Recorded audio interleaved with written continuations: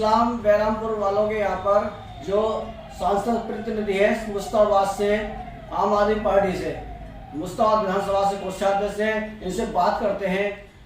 इस्लाम भाई, जानना चाहेंगे केजरीवाल जी ने जो बयान दिया है वो कश्मीर फाइल्स पे, यानी कि बीजेपी वाले गली गली में पोस्टर चिपका रहे हैं।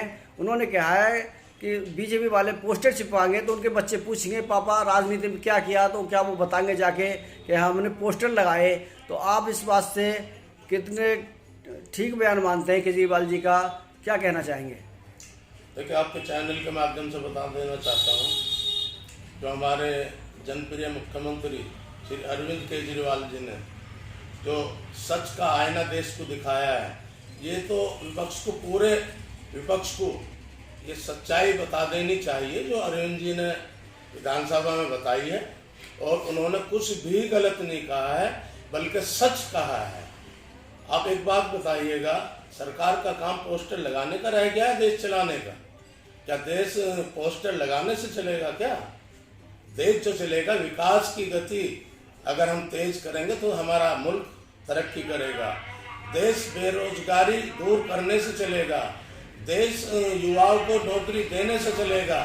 तो इसमें क्या गलत कह दिया केजरीवाल जी ने, जो एकदम इतना हवा मतलब आरएसएस ने, भाजपा ने मचाया हुआ है? तो क्या आप इसमें विकास की बात जोड़ना चाहेंगे? विकास की तो बात की अरविंद जी ने, और विकास के बारे में ही हमारी पार्टी फोकस कर रही है। आप देख लीजिएगा, 75 साल में अलग अलग सरकारें रही हैं, लेकिन जो हमारे जनप्रिय मुख्यमंत्री श्री अरविंद केजरीवाल जी की सरकार ने जो मूलभूत सुविधाओं पे काम किया है, मुल्क में किसी भी सरकार ने काम नहीं किया। आप पंजाब को देख लीजिए, पंजाब में अभी कितने दिन हुए हैं? ज़्यादा 10-12 रोज हुए हैं। और जो हमारी सरकार, पंजाब आम आदमी सरकार, जो वहाँ घोषणाएं कर रही हैं, जो मूलभूत सुविधाओं की बात कर रही हैं, अब से पहले बताओ पंजाब ने किस सरकार ने की है? लेकिन हमारी सरकार गरीबों की सरकार है, ये आम आदमी पार्टी की सरकार है। और आम आदमी पार्टी की जो सरकार है, जिसके मुखिया अरविंद केजरीवाल जी हैं, तो इन्होंने मूलभूत सुविधाओं पर ध्यान दिया है। और ध्यान ही नहीं दिया, बल्कि मूलभूत सुविधाएं दिल्ली की जनता को घर घर पहुंचाने का काम किया है। और अब यही सुविधा पंजाब में घर घर पहुंचेंगे। आप बिजली पे बात कर लीजिएगा, अरविंद जी से बढ़िया बिजली किसी ने नहीं दी। शिक्षा पे बात कर लीजिएगा, हमारी सरकार बिजली की बात करती है, हमारी सरकार रोजगार की बात करती है, हमारी सरकार। तो ये विधानसभा को भी भंग कर देंगे, वहां भी राष्ट्रपति शासन लगा देंगे, और ये सीधा सीधा हमला संविधान के ऊपर। आपका कहना है कि नगर निगम के चुनाव में हार को देखते हुए और भाजपा भाग रही है, मगर इस बात से मैं सहमत नहीं हूँ, क्योंकि 5 राज्यों में चुनाव हुए जिसमें 4 में भाजपा जीती है। आपकी पार्टी तो केवल एक ही राज्य में तो जीती है, तो वो क्यों डरेंगे? देखिए, आज देश में, आज देश की स्थिति देखिए, भाजपा 4 स्टेट जीती है, लेकिन वहां अगर बैलेट पेपर पे जो चुनाव हुआ है, वहां 51% विपक्ष को वोट मिला है। आप इस नजरिए से देखिए हम चारों प्रदेश को, है? हमारी पार्टी को 92 सीट आई हैं पंजाब के अंदर, और 1 साइड वहां जनता का हमें बहुमत दिया है हमारी जनता ने। और देश में आज अगर कोई डिमांड हो रही है, वो अरविंद केजरीवाल और दिल्ली मॉडल की बात हो रही है। इसी वजह से अब दूसरी एमसीडी ना जीत ले केजरीवाल, इसलिए भंग की जा रही है, क्योंकि हम पंजाब जीत चुके हैं। अब बारी हरियाणा की है, गुजरात की है, हिमाचल की है। आने वाले समय में जो अब विधानसभा का इलेक्शन होंगे, तीनों विधानसभा इंशाल्लाह अरविंद केजरीवाल जी जीतेंगे, इसमें कोई दो राय नहीं है। मैं आपके चैनल के माध्यम से बता देना चाहता हूँ। आने वाली 2 अप्रैल से हिंदू समाज के नवरात्र शुरू हो रहे हैं, और उसी 2 तारीख से रमज़ान शुरू होने जा रहे हैं।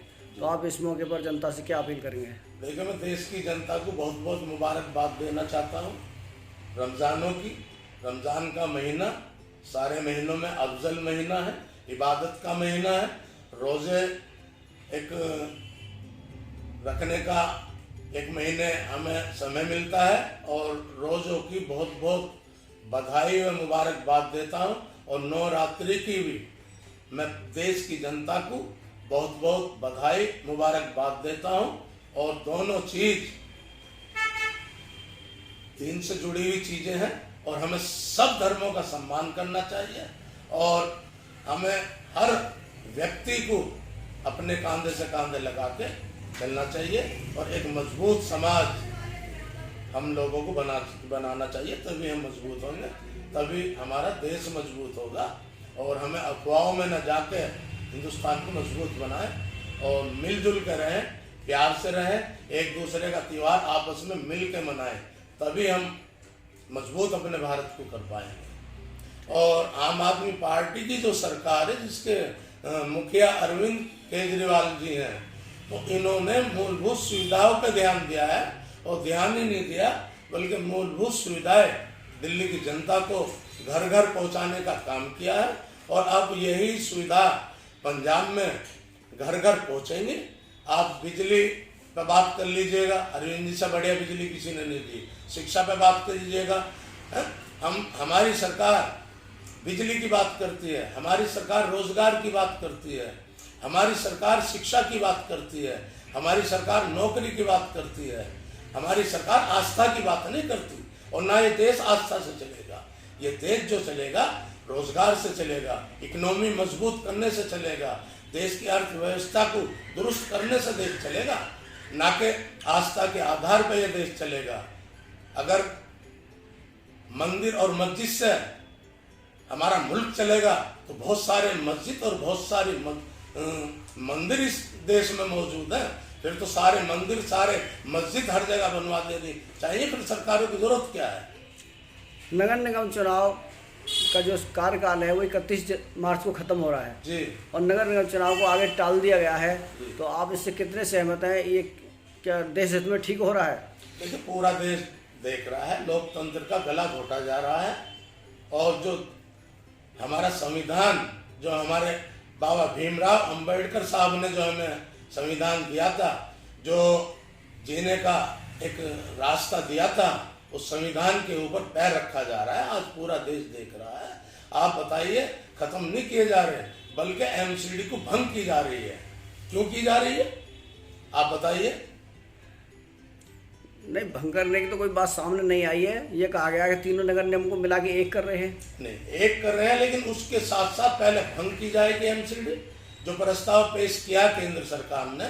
उसके बाद चेयरमैन नियुक्त किया जाएगा, चेयरमैन ही, इसमें 2 साल लगे 1 साल लगे, अब पता नहीं इलेक्शन भाजपा करवावे भी या नहीं करवावे, कोई यकीन नहीं रह गया इस सरकार का।